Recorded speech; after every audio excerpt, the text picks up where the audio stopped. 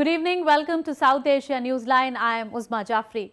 Here are the top stories we are tracking for you on Thursday, the 11th of May. Indian Prime Minister Modi arrives on a two-day visit to Sri Lanka.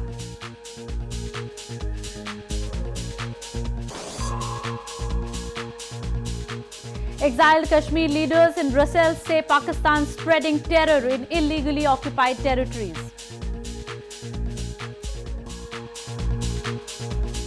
And Afghan athletes leave for Islamic Solidarity Games in Azerbaijan.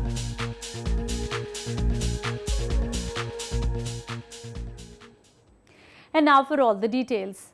Indian Prime Minister Narendra Modi on Thursday arrived on a two-day visit to Sri Lanka to attend the biggest Buddhist festival, Vesak Day, as its chief guest.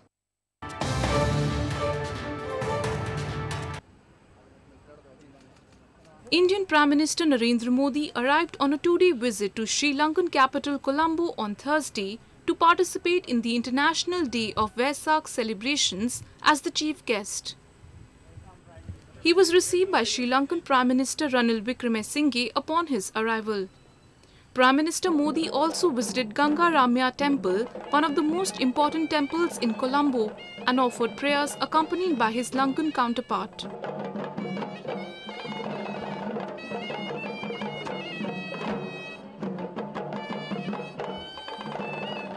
This is Prime Minister Modi's second visit to Sri Lanka after becoming the Prime Minister. His visit to the island nation is a significant one as India seeks to further deepen ties with Sri Lanka. Sri Lanka is hosting the United Nations International Day of Vesak for the first time this year from May 12 to 14 under the theme Buddhist Teachings for Social Justice and Sustainable World Peace. Over 400 delegates from more than 100 countries will participate in the grand event. More news from India. Two Pakistan army soldiers were injured in retaliatory firing from the Indian side post a ceasefire violation in Nowshera sector of Jammu and Kashmir province on the intervening night of Wednesday and Thursday. A woman was killed and her husband was injured in the ceasefire violation. Pakistani troops reportedly fired 120 mm mortars early on Thursday in the area. According to reports, a shell hit a village in the area, damaging a school building. In the wake of the brutal incident in Krishna Ghati sector of the province where Indian soldiers were mutilated by the Pakistani side, the Indian Army has been strengthening its counter-infiltration grid along the line of control to hunt for terrorists.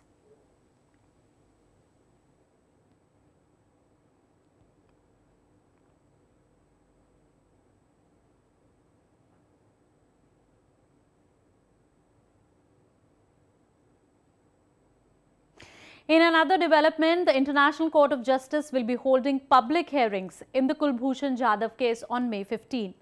The principal judicial organ of the United Nations yesterday put a stay on the death sentence given by Pakistan to Indian national Kulbhushan Jadhav.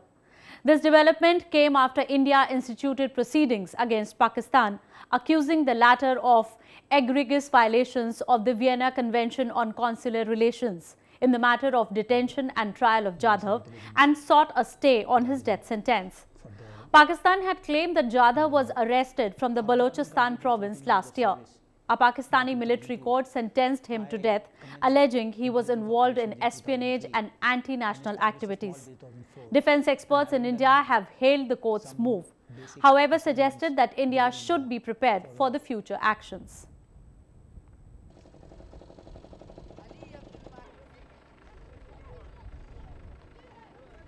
Now they are also having hearing 15 onwards.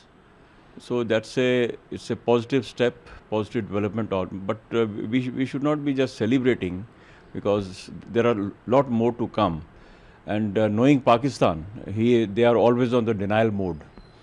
And so we have to be prepared for the future actions. Moving on, Pakistan's military on Wednesday said that it will continue to work with the government in the country's interests. It reassured of its commitment to democracy, calming worries of a rift with the civilian government. Pakistan's military on Wednesday sought to calm worries of a rift with the civilian government, emphasizing its commitment to democracy in a country where the army has often seized power. The reassurance came after the military last month took the unusual step of publicly criticizing the government's actions following investigations into a leaked newspaper story about a national security meeting. Pakistan military spokesman Major General Asif Ghafoor said in a news briefing that there was no cause for concern. He emphasized that whatever happened is regrettable. The situation should not have arisen that everyone in the media and outside of it took a position and made two sides. Pakistan फौज जो है ये एक रियासत का मजबूत अदारा है.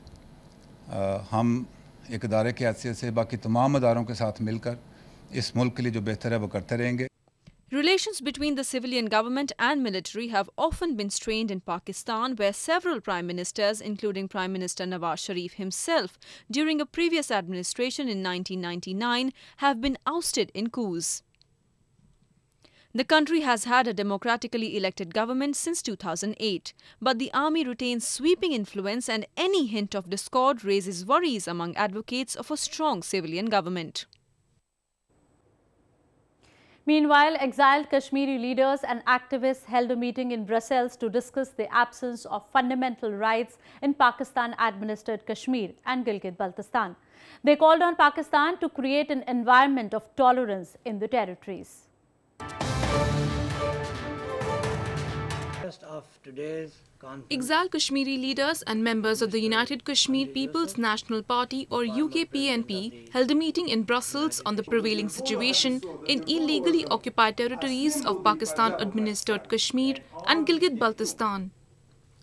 Various issues including constitutional restraints in Pakistani Kashmir, their political and socio-economic empowerment, revival of fundamental rights of people and role of the Kashmiri diaspora were discussed during the meeting. Leaders lashed out at the Pakistani establishment for spreading terror in the occupied territories and denying them basic rights. Pakistan must revisit its national narrative, which is promoting hatred and religious extremism in the society, and asked to bring reforms in its education system to create an environment of tolerance, social justice and coexistence. Leading human rights activists, civil society representatives, academicians, political activists from across Europe also participated in the event. Moving on to news from Afghanistan. NATO Secretary General Jens Stoltenberg met with UK Prime Minister Theresa May to discuss the need for more troops in Afghanistan. The two leaders also compared notes on the importance of sharing the burden of fighting terrorism fairly and what more NATO could do in the fight against terrorism.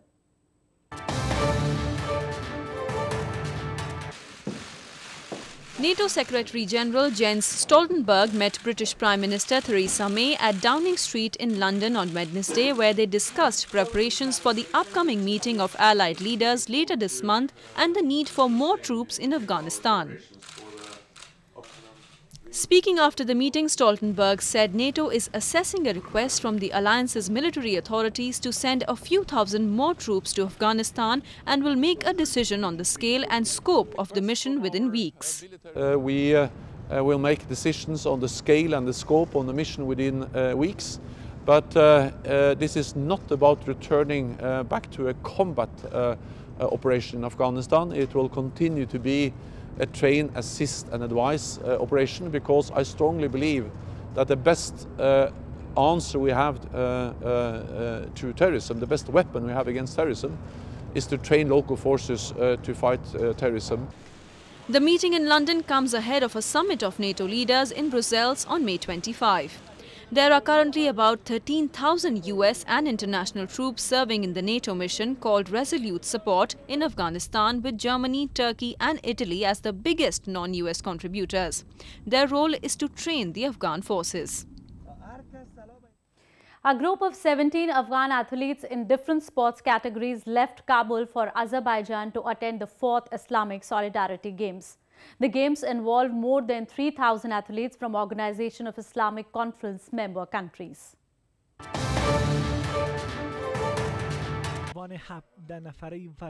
A group of 17 Afghan athletes in different sports categories including wrestling, judo, wushu, swimming and specially abled persons team will take part in the 4th Islamic Solidarity Games.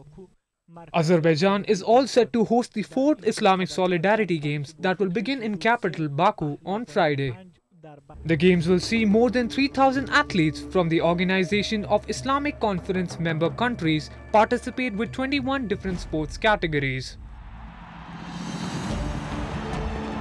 The Afghan athletes left for Azerbaijan from Kabul on Wednesday with the hope of performing their best. باختری مسابقات 4 آمادگی خاص گرفتیم دیگه تمرین فشرده کردیم تیم ما وشو دیگه امیدوار است که مدال دست آورد داشته باشیم. پلیرایی که به این مسابقات کاندید بود آمادگی عامتان دارند که ما روزانه 3 تایم تمرین میکردیم.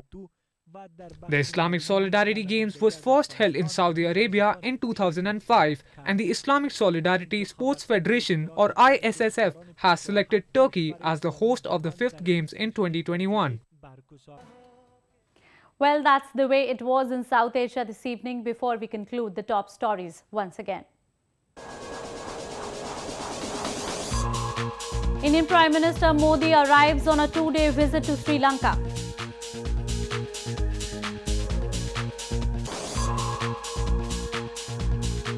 Exiled Kashmir leaders in Brussels say Pakistan spreading terror in illegally occupied territories.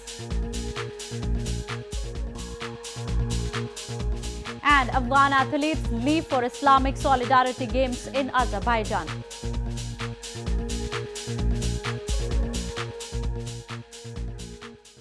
Now our viewers can watch the show on SouthAsiaNewsline.com. You can also visit us on Facebook.com/SAsiaNewsline and follow us on Twitter @SAsiaNewsline. That's all in tonight's edition. We will see you same time tomorrow. Good night.